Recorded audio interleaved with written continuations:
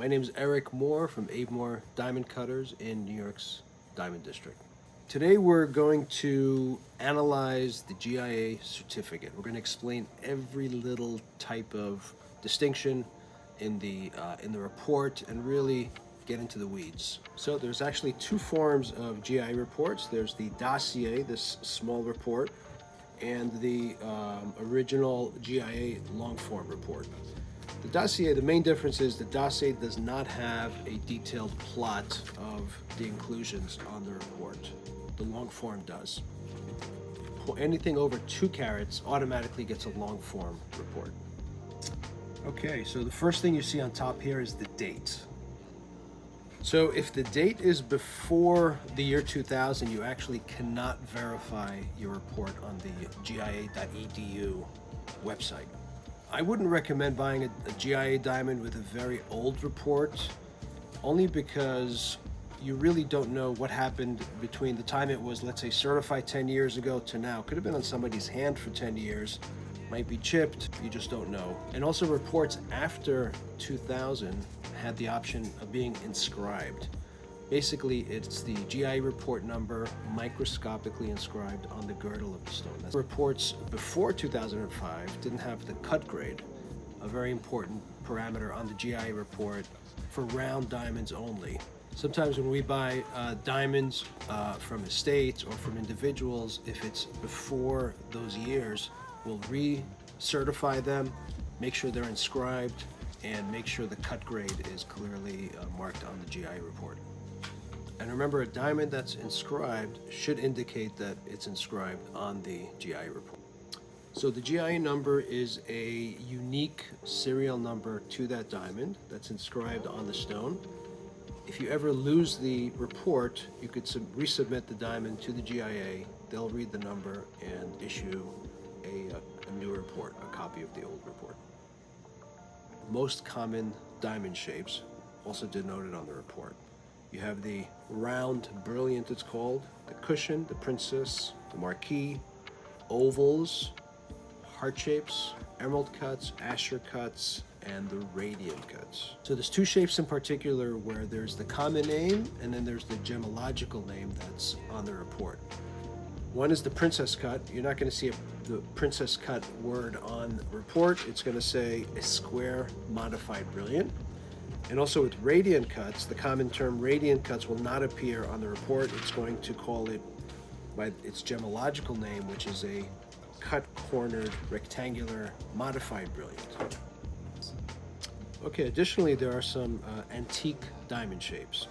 We have the old European, we have the old minor, we have rose cut, French cuts, briolets, movals, and of course the popular antique cushions. So how do you know if a diamond is actually an antique cut? It's not going to indicate antique on the GIA report. Provenance of the diamond, how it was bought, what accompanied the diamonds when we bought them, like a receipt, a very old gemological report, especially if we see a lot of chips and we see that the diamond was worn for 75 years, we'll know it's an actual antique. Otherwise, it's very difficult to guarantee that it's a real antique diamond. With the rising popularity of antique diamonds, we're seeing a lot of new diamonds being cut as antique diamonds. There's also a category of diamond shapes that are often used as side stones. For example, trillions, trapezoids, straight and tapered baguettes, half moons, kites, bullets, and shields. Often we get asked if the side stones should be certified. It really depends on the size of the side stones. If they're small side stones, it's not really economically feasible to certify them. The main thing is you want your center stone to be certified for sure by the GIA, and then the side stones have to visually match perfectly in color and clarity to the center stone. And there's some very unusual shapes. There's that we actually have a few of. There's the dice shape, flowers, even horse heads. These are pretty rare, but you will not see the name of the shape on the report. They're going to be calling it something else on the GIA report. So besides the shape of the diamond on the report, you're going to see the cutting style. You're going to see a brilliant cut and a step cut. Brilliant cuts are basically smaller facets, and the step cut are larger symmetrical facets like the ones you might see on an emerald cut, which is a classic step cut. So the step cut has a more understated look to it, less blingy, less brilliant, and the brilliant cuts are more sparkly. All right, let's talk about measurements. Okay, so diamonds are measured in millimeters. On the report, you're going to see the length, width, and the depth. Often people want specific length to width ratios for their diamonds. Simply divide the length by the width, and that's your ratio. Also, when shopping for a stone, consumers often forget to compare the millimeters on the report. In other words, you could have two stones that weigh exactly the same. Let's say you have two cushions, each one weighs exactly 2 carats. One is going to look a lot larger than the other. So compare millimeters and carat weight to make an educated decision. Diamonds are weighed in carats. Wait, hold on. Diamonds are weighed in carats. It's a unit of weight, and 5 carats equal 1 gram. I don't know what else to say about carats. I mean, that's it. What else are you going to say? I could say that it's the carob seed. Did you know that? You know, a carob seed is about, and we actually tried it, it's like 0.9, carat 10, carat 15. They're kind of all the same weight, which is kind of cool. Interesting. That's where you get the carat. All right, let's talk about color grade. So a color grade is actually the absence of color. The more white a diamond is, it actually means there's no color to it, and it's clear. That starts at D as in David, and it goes all the way down to Z as in zebra. So D is actually going to be like a think of a clear, clean glass of water. That would be a D, and body color starts showing at about J or K color is when you'll start noticing a subtle color to it. Most tinges are yellow. Most diamond colors are yellowish. When it's not yellow, in the lower grades, on the GIA report, it's actually going to say, let's say for example, it's going to say N color, and then it'll say very light brown. If it doesn't have that, then it's assumed that it's yellow. So it won't always indicate the tinge. It will when the colors are very on the much lower end of the scale, starting at about O or P. So how are diamonds graded for color? As of now, they're still done by the human eye, and it's a judgment call. So even with GIA's strict grading standards, you will see slight variations even within the same GIA color grades. And interestingly enough, they're graded upside down. In ideal lighting, consistent lighting conditions, it's very hard to tell the difference between diamond colors face up from the top. And then the diamonds are graded against known color samples, known as master stones. So a clarity grade is based on the quantity of internal and external features that are trapped inside or on the diamond. These features are referred to as inclusions, and there's many types of inclusions. Internal inclusions are generally pinpoints. Many pinpoints form what's going to be described as a cloud. You're going to see also the term crystal inclusion, which is a larger inclusion than a pinpoint. And you're going to see a feather, which is a trait term for an inclusion that's kind of white and feathery in appearance. So these pinpoints, crystals, and feathers are actually foreign matter trapped in the diamond while it was forming billions of years ago. And external inclusions are typically chips, cavities, and natural indentations. Chips are exactly what it sounds like, where a diamond is actually chipped. Sometimes it's microscopic, sometimes you could actually feel it with your fingernail. And a cavity is also exactly what it sounds like. It's a hole in the diamond, tiny, it could be microscopic or it could be large.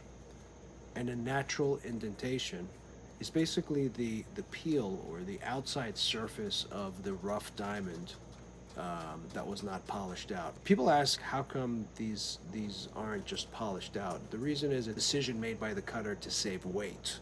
Sometimes you can't cut these without going down below a 2 carat or below 1 carat and so forth, where the value of the diamond goes down drastically. The diamond plot on the report has its limitations. There's certain things it does really well and other things it doesn't do well. Its primary purpose is to identify the type, location, and the pattern of the inclusion, to act like a fingerprint so you could identify the diamond. So the plot's good at telling you if the inclusions are internal or external. Internal inclusions are noted in red, external inclusions are noted in green. So the GIA will grade diamonds that have been permanently treated, like drilled stones, and it'll actually say in the plot, it'll say laser drill holes. These are microscopic tunnels drilled into the diamond with lasers, which we do not sell, by the way. The GIA will not grade temporary treatments like fracture fill diamonds. It's basically, they'll fill the inclusions with foreign substance, so it's very hard to see. The GIA won't even grade those diamonds because it's not permanent. It's a temporary treatment. And also there's heat and pressure treatments to improve the color. If they are treated, it will indicate it on the GIA report. A polish on the report basically indicates how well the facets are polished. So after they're cut, they're polished on a different wheel, and it's graded under a microscope to see if there's any grain lines or polishing lines on the outside of the diamond facet. And so the grading scale is poor, fair, good, very good, and excellent. On the higher end of the scale, excellent and very good. With the naked eye, from a casual observer, you really cannot tell the difference. If the polish is poor, or maybe even just good, it basically scatters the light. It just doesn't look as bright. So symmetry pertains to how symmetrical all the angles and the facet junctions of the diamond are. Again, in the upper scale, from very good and excellent, with the naked eye, the difference is impossible to tell. One popular misconception is that it pertains to the shape of the diamond. So a symmetrically excellent diamond is not necessarily a perfectly shaped diamond. Those are two different categories. The diamond shape is subjective and something that you need to see. So a diamond, in short, the diamond could be very symmetrical, but it could still be too short, too long, or too wide. So again, just because a diamond has a perfect symmetry doesn't mean the outline of the shape is pleasing to the eye. Let's talk about fluorescence. Fluorescence is the diamond's ability to shoot back visible light, usually blue, when it's exposed to ultraviolet light. So the fluorescence scale is graded from none. Faint, medium, strong, very strong. Fluorescence is a concern when it makes the diamond look hazy, especially in outdoor light, which has a lot of ultraviolet light, natural light, or some LED lighting as well. So statistically, GIA has determined that about 5% of strong and very strong fluorescent stones have a very slight haze to them. So to be safe, consumers kind of avoid those two categories. So I would say as a general rule, avoid strong and very strong fluorescents because they might be hazy. You're not in a position to start guessing if it has a little bit of haze or a lot of bit of haze. Just avoid the category. Medium fluorescence, faint, no issue. None, of course, there's no issue with those as well. So fluorescence, diamonds usually fluoresce blue. Sometimes there's yellow and orange. It's pretty rare, but most of the time the fluorescence is blue. One thing to note, in the lower color diamonds like M and O, the blue light that fluoresces actually makes the diamond look better. Looks more white. So lower color diamonds with fluorescence actually sell at a premium because they appear a lot more whiter than they actually are. So the cut grade on the GIA report is only for round diamonds, and it goes from, as we said before, it's excellent, very good, good, fair, and then poor. That takes all the proportions into account. When everything works just right, the cut grade gets an excellent grade. And again, between excellent and very good, with the naked eye, most people, casual observers, cannot tell the difference. And non-round diamonds, any shape that's not round, do not have an official cut grade. And the reason is there's a lot of subjectivity here. Some people like longer cushions, squarer cushions, flatter cushions in all the shapes. So there's a lot of individual preference here that can't be graded with one score. So the comments section is basically, you could see it as the fine print that the plot does not talk about. Things to look out for are, for example, when it says internal graining is not shown. Sometimes that internal graining could make the diamond look fuzzy, sometimes not. This is also where you're going to see any type of treatments. If the stone was drilled or has any type of permanent treatment, it's going to mention it in the comments as well. Diamonds with lower clarity grades like Si2, where the comment says clouds are not shown under comments, usually means that it's a very large cloud, which will make the diamond look cloudy, and basically it's going to diffuse the light. So we would stay away from that. While the diamond report is very detailed, it does have its limitations. At the end of the day, having a professional hold your hand and explain the differences in the report is really crucial.